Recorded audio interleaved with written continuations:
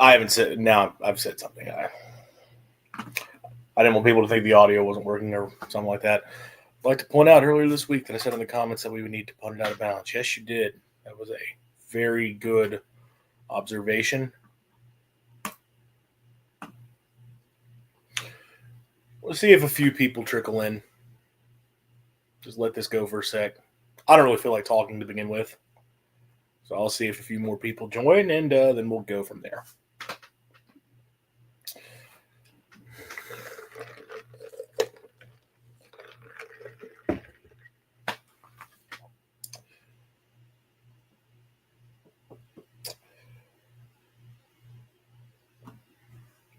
That was something. I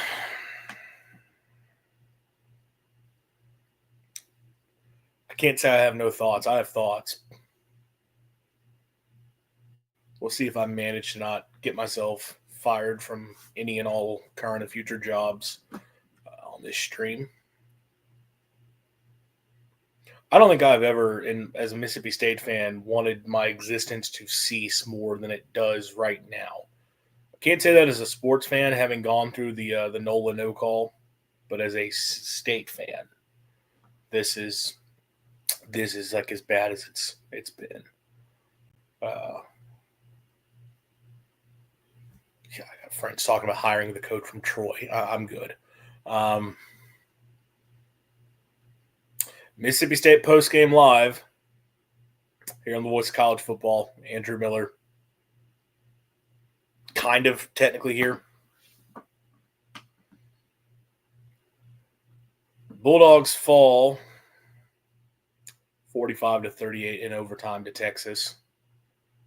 A game that they led by 17 points on multiple occasions in the fourth quarter, including going ahead 38-28 with about 12 minutes to go, which they held that lead a little bit longer than that. And they allowed Texas to come all the way back. Or I said 38-28. 38-21 was the score. It was 38-21.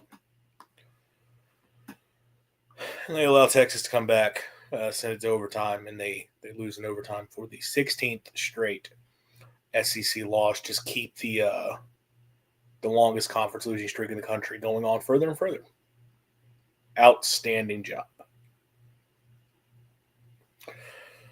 Good. For those of you tuning in, like the video, subscribe to the channel if you're not already, turn the notification bell on. If you're having, I can't do my whole spiel right now. Share the stream or don't. Sorry. I know this is like the worst energy live show ever. Okay.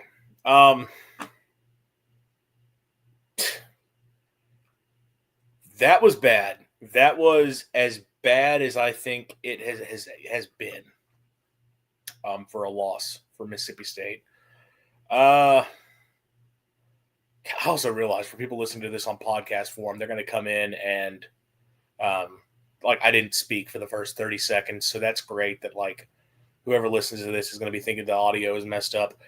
Sorry to the podcast listeners if there are any of you. We talked about the Portrait Thursday, so dumb to let that beat you. Yeah.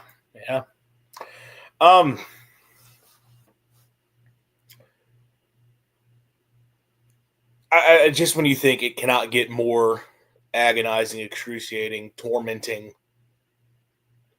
that happened.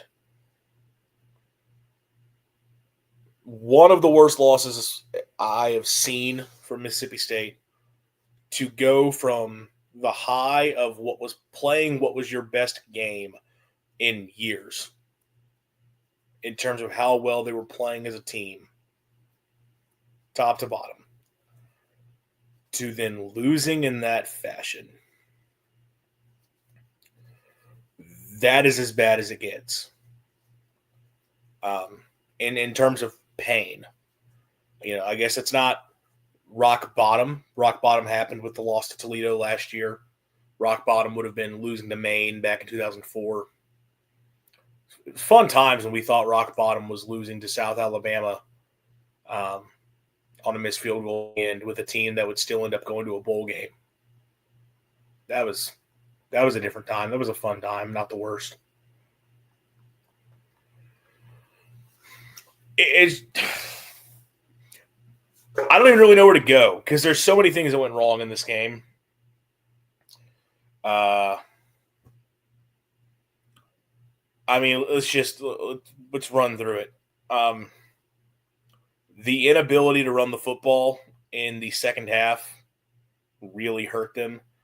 I think it's, if you account for sacks, it comes out to like 12 carries for 34 yards after halftime in the run game. They didn't really run the ball that well in the first half either, but they broke off enough. I mean, look, at the end of the day, Booth ended up running for 99 yards.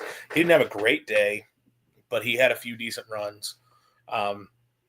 In the second half, though, they were not able to run the football at all, and that really hurt them there, specifically in the fourth quarter, because you're in a moment where you need to be able to sustain drives. You need to be able to eat up as much of the clock as possible, even if you're not scoring. You had to be able to go clock. I mean, 38 points should have been enough to beat the Texas team for as bad as their offense has been. And it would have been enough if you had been able to just run the football and kill clock. They were not able to because Texas's defensive front really was dominating that matchup most of the day. So you got into a situation where in order to keep the offense trying to move forward there in, again, the fourth quarter, they were having to drop back and throw.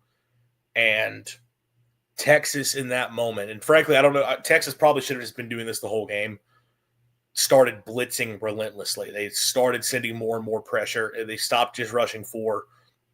They played a lot more aggressively, and State couldn't handle it. I mean, there was one of those sacks where it's a 7-man protection.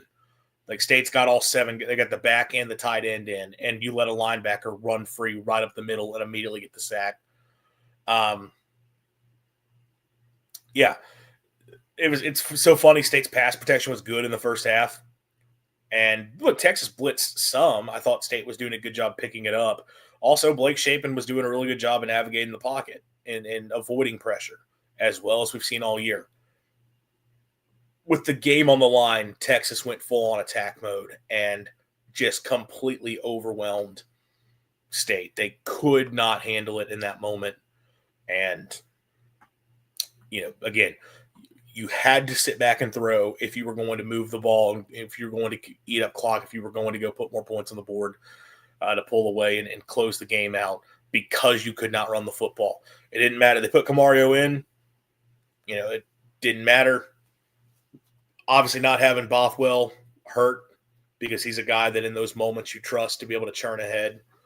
But, yeah, State needed to be able to run the football, and they just couldn't in this game. Other things, I mean, look, defensively in the second half, you weren't able – Texas just started – I mean, really, not really so much second half. Obviously, it's more fourth quarter. The all-out aggression from State just stopped working. Texas did a much better job picking it up front. It was a reverse of what we saw with Mississippi State. Whereas State, the protection was good in the first half, poor in the second half, despite pressure. State sort of kept the foot on the gas in terms of pressure in the second half, and it weren't able to do anything with it. And, you almost wonder, should they have played a little bit more conservatively there in the fourth quarter? Possibly. But at the same time, aggression was what got them in the right place. Aggression is why they were able to build out the lead they did, because they had so much success getting pressure on Arch and really were just giving that Texas O-line all sorts of trouble when it came from pass rush. So they kept that trying to go, and it just did not work. Because, again, Texas started picking it up better. Arch started hitting his guys one-on-one downfield, at least giving those guys opportunities. And they started making catches. I mean, look, Arch didn't really play bad in this game, to be completely honest. I'm not just talking about from a stat line standpoint. Like, even like the interception that went off his receiver's hands, there's a couple plays there where his guys just didn't make a play for him. He could have had a really good game, to be completely honest, which would have been 2 years in a row against Mississippi State. He ended up having a good game when it's all said and done. But even when Texas's offense was struggling, it wasn't like Arch is out there sucking it up again. Like, it was just he had no time. They weren't running the football as well as they would have liked to. But yeah, defensively just sort of got bad there late.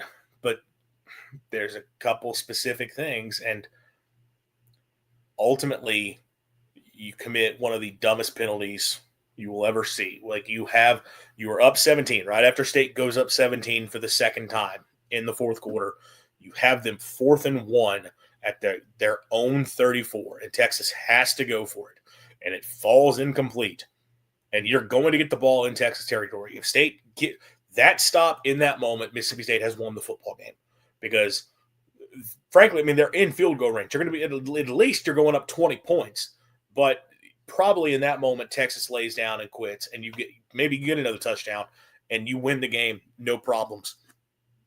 Deontay Anderson, rough Sarge Manning. It was roughing the passer all day. It was well late. No reason for it whatsoever. Stupid play. And it's a first down for Texas, and they go on to score a touchdown on that drive. That was the turning point. That moment flipped the momentum all in favor of Texas. And at that point, you're talking to me, I don't remember when they got that touchdown to cut it to 10 at first. I'm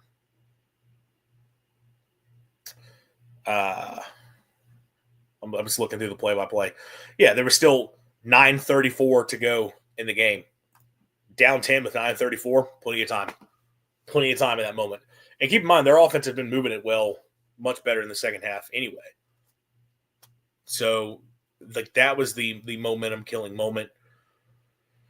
And again, you put all the pressure on State's offense, who, as I talked about, they couldn't continue moving forward. Which, not to forget, the Deontay Anderson penalty is stupid. Go back to the first half.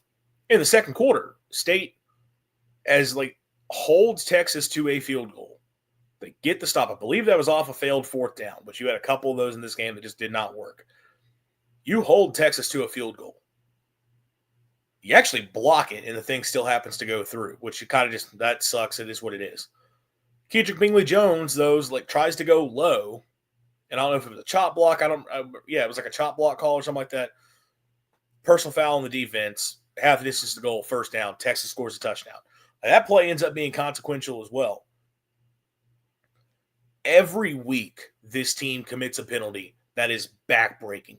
Every week, this team does something that is just to get in their own way and find ways to lose the football game. It's every freaking week. They are one of the least disciplined teams I have ever watched, which falls directly on the coaching. This was a problem last year. It's a problem again this year. That is Jeff Lebby's freaking problem. Continue to have problems with penalties and key moments. And continue to have key penalties that cost you games. It's the same problems over and over again. That is coaching. That is, if it's not improving, it is freaking coaching. Give your opinion on how tempo offense affects the defense. I feel like the defense falls apart in overtime and late 4 quarters just because they're gassed from no breaks. Yes, it does, but it's also a lot of that has been a product of State's own offense not being able to sustain drives themselves. The tempo can hurt you even if you're scoring quickly, but a lot of it is that State's offense has just done a terrible job of staying on the field. This game, the offense was sustaining drives. It's not a coincidence the break happened once State's offense really started to fall apart. And again, there were some adjustments. Like Texas, I think some of the adjustments they made offensively there in the fourth quarter, they started hitting a few plays that came back to work out for them. But yeah, no, the tempo plays a role, but it plays a much bigger role when you keep going 3 and out and you're not moving the ball. That's when that really hurts you. I'm happy I was taught to not drink in times of sadness and frustration. I hear you. Bowl game hopes are gone. Yeah, they are. We'll talk about that. Yeah, so you couldn't put it away because your offense got completely shut down after Blake Shapen's crazy improvisational play that goes for the long touchdown. You commit dumb penalties to get in your own way defensively. Just some of the adjustments overall, Texas started handling things better, and some of the plays that they were missing on in the first half, they were able to connect on. But it's momentum shifting against you. And again, the team continues to do stupid things to get in their own way, time and time and time again. Where do I want to go? I mean, I didn't have like just a ton of notes on this game. I mean, I wrote a recap on Murder White Nation, but I already kind of went through sort of the main things there. It's correct. They were playing such a good game through 3 quarters and a couple minutes. As good a game as we've seen. Offensively, even though the run game was inconsistent, like Blake Shapen, like we were all having to write apologies. He was playing as well as he was playing the best game of his career. And I don't know what the final stat line is 26 of 42, 381, 4 touchdowns, no picks. I don't know what some of the numbers would have looked like at other points. But Shapen was on time. He was getting the ball out quickly. He was moving in the pocket well. That was something I mentioned a few minutes ago. Part of it was the offensive line was protecting, and man, that does so many wonders for a quarterback when you trust that your offensive line can hold up and give you time. But he was also doing a good job stepping up in the pocket and finding ways to get to his check down. He looked like a different QB than we have seen all year long. And it's all right, man, if this is the QB you're going to be going forward, then we can all shut up. And you're going to be the guy, and this team's going to be able to win games. And I'm actually not going to turn this. I know everybody's now, firing back at him, the whole keep the same energy thing. I'm not going to do that because I don't really put it on him. I get the sacks in the final moments look rough. And I'm sure there's somebody who thinks I'm just walking back everything I said last week. No, last week, that loss is on him. And that piled on top of all the other issues, that felt like a turning point for the quarterback situation. I look at this one the guy played outstanding football. Even early, when there were some misses, I didn't really put that on him. The guy played really, really freaking good football for about 3.5 quarters, and then at the end, he just went back to having no time, and the fact they couldn't get any sort of run game going. I I didn't love. I thought Lebby probably could have done a few different things to try to get to some other concepts, and I don't like. Here's something I'll point to. I really don't like that they kept going 4 wide, the super spread looks, basically the entire fourth quarter. And I know they're doing that because the whole reason you do that is to spread out the defense, give yourself one-on-ones down the field while also creating a light box to potentially run into. But Texas was very much just, all right, we're going to play single high. We're going to trust that we'll play coverage downfield, and we're not going to let you just hand off the football and run, which State's offense the way it is, that was part of the problem as well. They couldn't block it up front, but they also just couldn't hand it off and run because they weren't getting light boxes to. And it's a lot tougher to – can you run on a loaded box? Yes. There's ways to make it happen. It's tough to do without a quarterback being a part of things when you're in those super spread looks. It becomes easier to run on a loaded box when you actually bring more receivers in and bring the numbers in, because now you've created more gaps that the defense has to go and account for.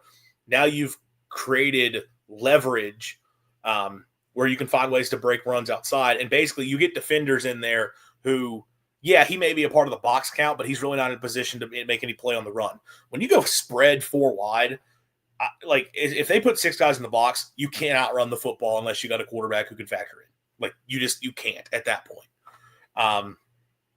And that's something he kept doing at the end. And it kind of felt like they were sticking with a lot of their classic veer and shoot Bryles crap in the pass game at that point, instead of going to some other stuff to get the ball out quicker I think they should have at that point. But again, pass protection fell down. I don't look at the end of the game as Shapen, crapped on himself. It is very clear, though, once pressure heats up, he turns into the player that he does. But, I think the guy played as well as he could have for as long as you could have asked. And, in those final moments, it just really felt situationally, it felt a lot more like what I've talked about in the previous weeks, not last week, where it's I get it looks bad, but I also don't think he's being put in a position to succeed. And I didn't think he was put in a position to succeed there at the end of the game. Defensively, the attacking nature that they played with worked really well. It's 5 sacks this game, 12 tackles for loss. Jerron Manning has a huge game. Darian Gillette with a big game. Nick Mitchell with a big game. Malik Silla with 3 tackles for loss himself. Dre Bledsoe, big game for him. I thought Kelly Jones played well in coverage throughout. I don't really – maybe I'm misremembering if some of those shots down the field ended up coming against him there in the fourth quarter. But, I mean, you had several guys with really impressive games on defense. It just – a few of your other coverage players, for as good as some of those guys have been, like some of those guys, if you get them one-on-one and the pressure's not getting home, like Kelly's sort of the one you can really trust, and then Brumfield does a good enough job. But State safeties in coverage, it was not a great night for them. Texas started to find some success there in the fourth quarter. But, like, man, they had a game plan where they were all over. And, like, in moments where the offense was not executing early on, like, the defense was stepping up big time, like, kind of like they have all year. And it looked like a really good game plan. They were able to attack Texas and just were having a great day. They were in total control, and there's no world where they should have lost this football game. This is a really, truly awful, terrible loss with where you're at this point. And, like, I know Chris Hummer from, I guess, 247 CBS Sports, yeah. Entering today, FBS teams had lost 429 straight games when trailing by at least 17 points with 10 minutes remaining in the fourth quarter per CBS research team. Texas just broke that streak, scoring 24 straight and a 45-38 overtime win over Mississippi State. So a historic loss for Mississippi State. Like, to have that lead at that point of the game, I think somebody shared the ESPN graphics, like 98.6% for Mississippi State to win probability. It's absurd that you end up losing this football game. I'm just trying to see if there's anything statistically to point out. I mean, there's really not. I'm really, really at a bit of a loss here. That's a loss I just don't know how you come back from. We do the big things well enough to compete, but our inability to do the small things and then discipline play kill us. Yeah. I don't know how you come back from this one. And I feel like that's something that's been said a few times after State's taken some of these losses these last couple of years. And to their credit, they never gave up last year in the midst of 2-10. They continued to fight hard and find ways to compete in some of those games. They bounced back from the loss at Tennessee. I don't think they went to Texas A&M and laid down. The performance at Texas A&M to me was not reflective of, well, they lost to Tennessee the week before in crushing fashion. Keep in mind, like, the offense came out and executed drives early in that game pretty well. The defense was playing really good in that game for much of it. They responded fine. They just were severely outmatched that night. Against Florida, they come out firing in that game, get down and come back in that game. And then you lose in the manner that you did, and you come out of this game ready to go. One thing we always do to Lebby's bounce back and play hard. We'll be fine in that area. Maybe, but at what point do they not? If they keep doing it, well, then, by God, more power to them. They keep finding ways to fight back and play hard, which I'm getting sick of hearing about being close and playing hard. This one is different. I mean, when you were up 17 points at home in the fourth freaking quarter, and you have lost 15 dang SEC games in a row, and you are going to get this one, and then you lose like that. Like, I know Arkansas losing today to Auburn was probably like, all right, all the momentum behind Bobby P is probably over with. That team, they're 2-6. They got to win out to make a bowl game. Like, there's probably not going to be many fans in the stands. Arkansas, whatever. I'm not expecting them to go up to Fayetteville and win at all. Frankly, if they won this game, me being negative, I probably would have said that's an all-time letdown spot. They're going to go lose in Fayetteville. But I don't know. Maybe after Arkansas lost, maybe I would say, you know what? They're going to find a way to get this done. It's going to be 6-3 going into the last 3 weeks of the season. I think they're losing to Fayetteville next week. I do not expect them to come back from this after the way they played in this game, in the way they lost this football game. I have a hard time seeing it. I don't think they're going to win another game this season. Why am I supposed to believe they're going to beat Georgia? Why am I supposed to believe they're going to beat Mizzou? Why on earth am I supposed to believe they're going to beat Ole Miss? The Egg Bowl doesn't even matter now because Ole Miss beat Oklahoma. They could, in their final games, it's like South Carolina, Florida. I think they got an FCS, and then it's State.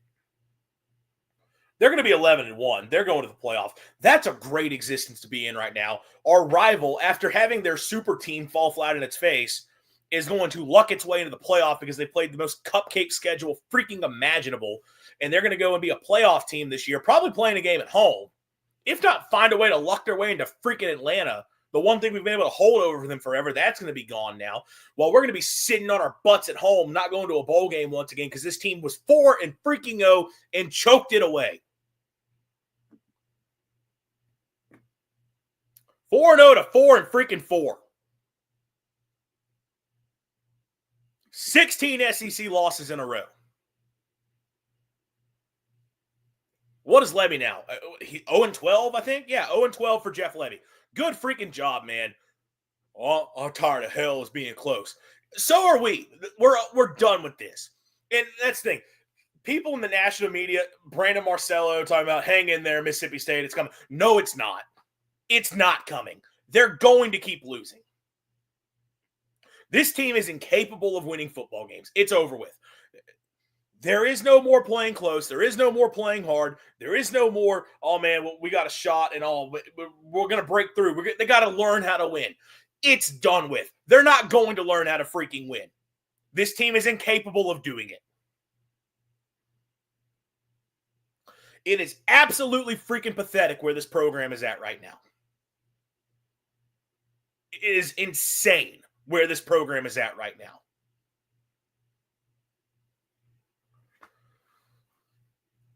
And people are going to be, oh man, Mississippi State, they should be 7-1 right now. They should be 3-5. This team is not a 4-4 football team that, oh man, they were so unlucky against Tennessee and Florida and Texas. But God, if just a few plays go differently, they're 7-1 right now. No, they are a 3-win football team that got lucky as hell to beat Arizona State. They completely crapped that game away in the second half. We're going to lose that game, and then Arizona State sends an all-out blitz against State's receivers, which it's going to get home. If that guy does not trip, Blake Shapen gets sacked, that's ball game. Mississippi State takes that loss. We're not having any of these conversations right now. We're talking about a 3-5 football team that still does not have a power conference win. That's what we're talking about right now. This is not a team that got unlucky 3 times. That is who the team is. This is a team that got lucky once.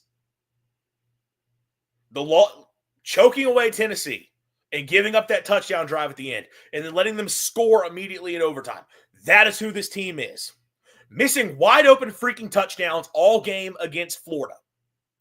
And then being in position to kick a freaking field goal and win the game and finally get off the mat and get a freaking win and you throw an interception. That is who this team is. And then blowing a 17 damn point lead at home is who this team is. That is Mississippi State football under Jeff Lebby right now. That is what this program is. They're going to continue losing games in this fashion. And I do not see it changing anytime soon. And if they go and they find a way against next week against Arkansas, well, then good for them. Congratulations. Right here, right now, this is who this team is. And there is no light at the end of the tunnel. There is no way to be excited that this is going to change anytime soon. I understand big picture. We can say, oh, man, well, they were 2-10. The program was in such a terrible spot, and they just would never even been in these games last year. And counter, and 1 year went from losing by double digits every game to being in every game. It's a process. I understand it's a process. This ain't the process. The process is big picture. Okay, you find a way to fight in some of these games, but you find a way to break through and win. We can't say you got to learn how to win when you're in position to kick a field goal against Florida. All you got to do is hand the freaking football off and you're kicking the field goal and you're winning the game. We can't say, oh, they got to learn how to win when you're up by 17 points in the fourth quarter at home.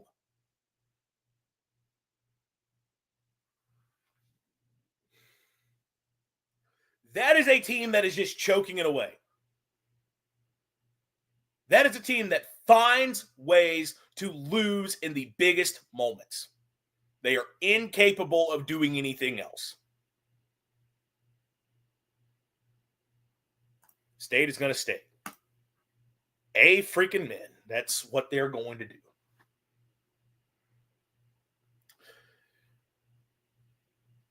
I understand. And, I came on here last week and I talked about Lebby because people are completely out. If there's anyone who is hanging on after last week, they're off when it comes to their thoughts on Jeff Lebby and the future of this program. He's not going to get fired. I still maintain that because at this point, I don't even think it's about worrying about, oh man, well, we can't fire a coach after 2 years and like what's that's going to do to the program. I don't think they care about that whatsoever. They're not going to want to make a hire with the current coaching cycle. That's presently where we're at. They're not going to want to try to make a hire with the present coaching cycle. When you've got Penn State, Florida, Auburn is going to open. LSU is probably going to open. Arkansas is already open. Texas might open. They're not going to want to be a part of that. They're going to ride it out one more year, and we'll see where it goes. But nobody's going to be in on this program. Made an appointment with the cardiologist yet. I need to. The fan base is going to be completely checked out. And you're not going to have any sort of buzz, excitement about this program moving forward whatsoever. I know before the year what I talked about as realistic expectations for this team. When we get to see the way the season has played out, this is just pathetic where they're at right now. Keep working and don't quit. We'll break through soon. It's close. Tired of being close.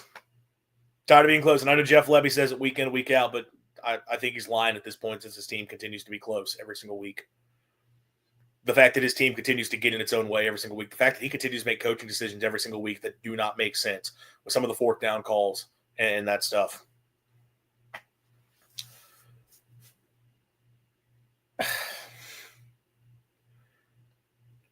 This team and program is in a terrible spot. And like they're going to go from 4-0 to almost certainly being 4-8. And trying to rally out of that, I have no expectations of them being able to do that. Historically, this is nothing new for us. We'll be right back next week. This fan base is immune to apathy. I don't know. I got pretty apathetic last year. Last year, I mean, I wasn't doing the show a season ago, but I would have just come on here and been like, yeah, this team's bad. I haven't had this fire about Mississippi State football in quite some time, so I guess that says something to the job Lebby's done that, hey, they got good enough or made me think they were good enough that I actually am on here pissed off right now. But they just, yeah, they're not apathetic this year. That's improving. That's good. Yeah, maybe so. There's no excuse for losing in this fashion. Like I can't sit here and say I know I keep saying the same things over and over again because I don't really know how much further I'm going to be able to go with this. There is no they got to learn how to win when it's that situation, and when it's the same mistakes. You have to at a certain point you have to see improvement, and I need to see Mississippi State lose a game competitively where they don't do so many things to shoot themselves in the foot. And I understand.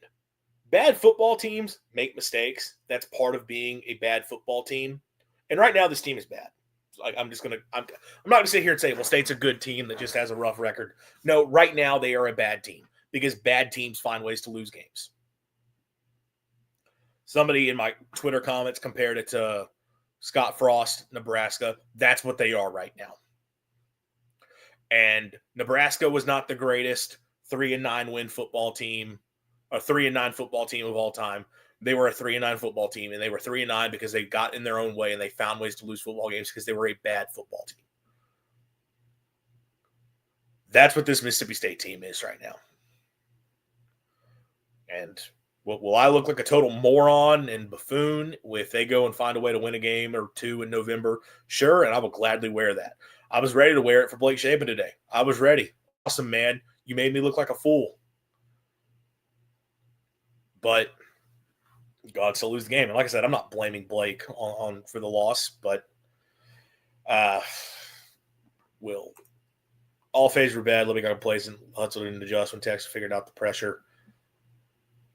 Yeah, I mean, I think you probably should have gone a lot more conservatively. If nothing else, force Texas to have to eat up more clock. They're late defensively.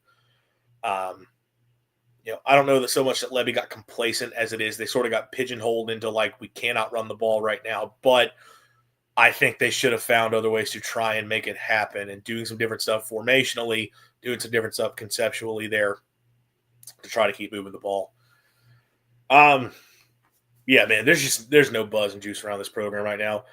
And it's just, this is a hellish existence to be in. I'll sit here. If anybody's got questions, thoughts, I'll take a few for a sec. Thanks to those of you who have tuned in. I do appreciate it. Love we get more viewers when this team sucks. Arkansas loss incoming. Feels like it. Feels like it. Just looking at notifications. Okay. Yeah, look, this is an ugly loss, and this feels like one where I just think they're going to have a hard time coming back from it. I don't expect, unless by some miracle they go win at Arkansas, and even then, like I don't think there's going to be a good crowd against Georgia, which means I don't think they're going to be able to win that game. The Egg Bowl, is what it is. Next week going to be 3-2? No, it's not. There'll be points next week because Arkansas defensively is an absolute disaster. So Mississippi State will be able to put points on the board. Mississippi State's defense is not a disaster, but State's defense is vulnerable enough that Arkansas will probably have a good game plan. I think dealing with Taylor Green is going to be really difficult for them. So I think there's going to be points next week more than anything. Weirdly enough, for his down, I thought this game was going to be a disgusting watch, and it ended up being a game that, as a neutral observer, would have been very entertaining. Next week is a game no one's going to be interested in whatsoever, and it might actually end up being a fun watch. Which I'm sure now to flip, maybe it will be 3-2. We should score a little next week to slow down Green a little. Hopefully, but again, I'm not having any sort of that optimism right now with where this team is at. If you guys have anything else, feel free to leave it in the comments. I've said all I'm going to say. I've had my rant. Managed to not say anything too out of line in that. So, I really don't have much else. We can rehash it over and over again, but this is the type of loss that I've said this like 5 times. This is the type of loss. It's not just the team coming back from it. It's how do you get the fan base to come back from this? Is Lodeholt getting a pass? I've seen mixed feelings on that. There were a few people early in the season that were knocking him pretty significantly. Our O-line has gotten worse each week. I think it's more they've run into a lot of really good pass rushes, and they've not been able to handle it. Mayberry was in there for quite a bit and actually was playing pretty well for a while over Owens, which that might be a move they have to make going forward. Look, I'll say this for Lodeholt. He got more pieces in the room and guys who have stepped into play. I don't think they're going to change that position group again. It's easy to understand why that's still a weak link for the offense. But I don't know. Look, when you add some multiple guys there late in the fall who were not a part of things and then ask them to step in and be contributors, and then you lose one of those guys in the very first game of the season, that's tough to come back from. Communication on the line broke down there late. Yeah, no, Texas ramped it up. Texas was playing, I think, fairly conservatively for a lot of this game. If you notice, State was not getting shots down the field. A lot of the passing was underneath. And in the first half, they were running it a little bit more effectively. And it was because, I think we talked about this, Texas from a game plan standpoint their perspective on this is Mississippi State has an offense that likes to get in its own way. Mississippi State has a pass protection that is generally terrible. And we've got really good edge rushers. We can probably get home with 4. Our defensive front is good enough. We can probably limit their run game with 4. But our concern is, do we give up big plays over the top and let them score quickly to get a big lead? So Texas played pretty conservatively for a lot of the game. And the idea was, if State moves the ball between the 20s, that doesn't really matter. As long as we get stops in the red zone, we're good. And I think they were taking that approach for much of the game, and State was making them pay because Blake Shapen was playing really freaking well. It wasn't even really a run game thing for State. It was like Shapen stepping up and making some really impressive plays for 3 quarters to work against that, and having the patience and having the vision to operate against that. Then Texas was like, okay, he's going to keep picking it apart. We have to blitz. We have to rush. Trust we can get our pressure home before they get anything open downfield. And that's exactly what happened. Texas really did change things up. Really looked like they opened up the playbook late. Yeah, they got a lot more aggressive with how they played there in the fourth quarter, and State just didn't handle it. And again, for State offensively, it's kind of the other way around. State defensively, kind of the other way around. I think State stuck with a lot of their same game plan, a lot like the aggressiveness and the all-out, like leaving one-on-ones down the field.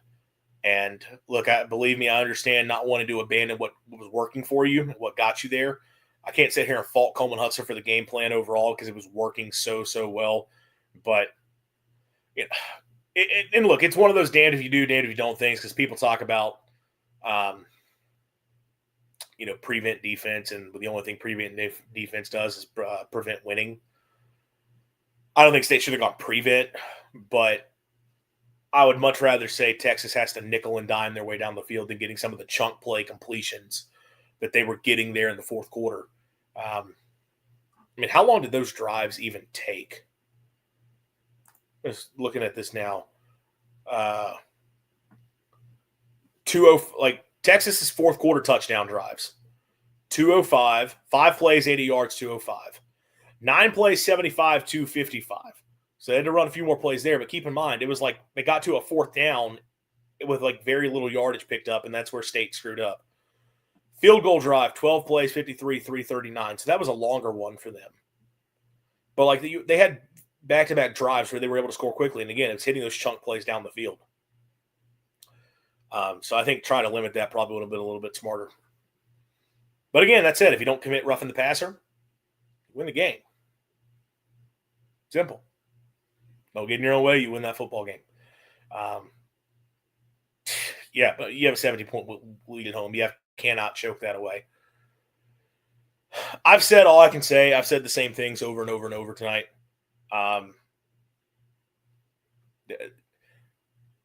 That loss, I feel like, is going to hang over this team for a while, and it might hang over the program for a while.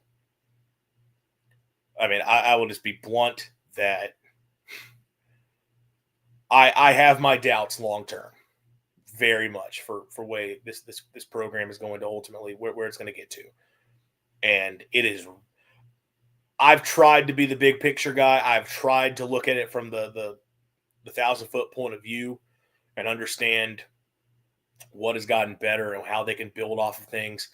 This is one where I feel like it's just really tough to try and come back from that. And if the way it keeps happening again and again, just really difficult. That's going to do it for me. Really appreciate those of you who tuned in and were interacting there in the chat. Even at a time like this, a game like this, great to see some better viewership. Where are we at subscriber-wise? I'm going to check here.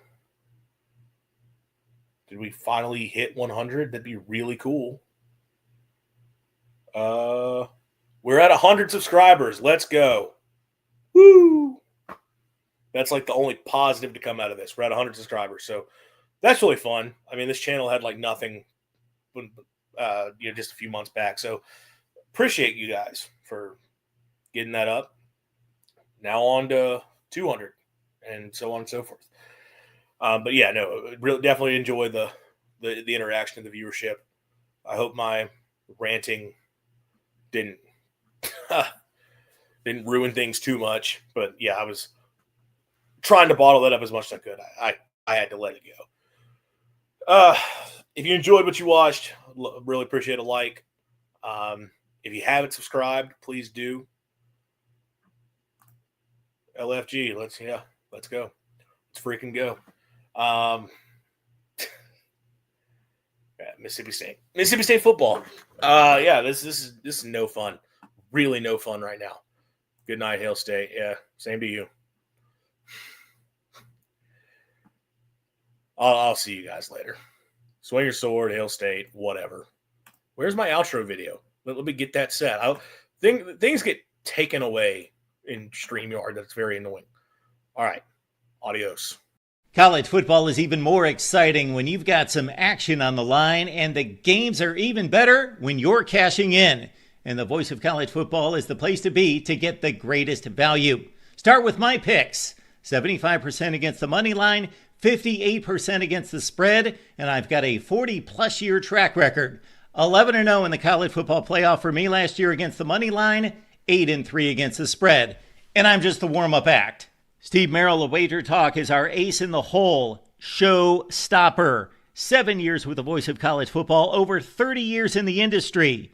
Steve gives us analysis on all the big games, but you can't miss Steve's weekly under-the-radar pick.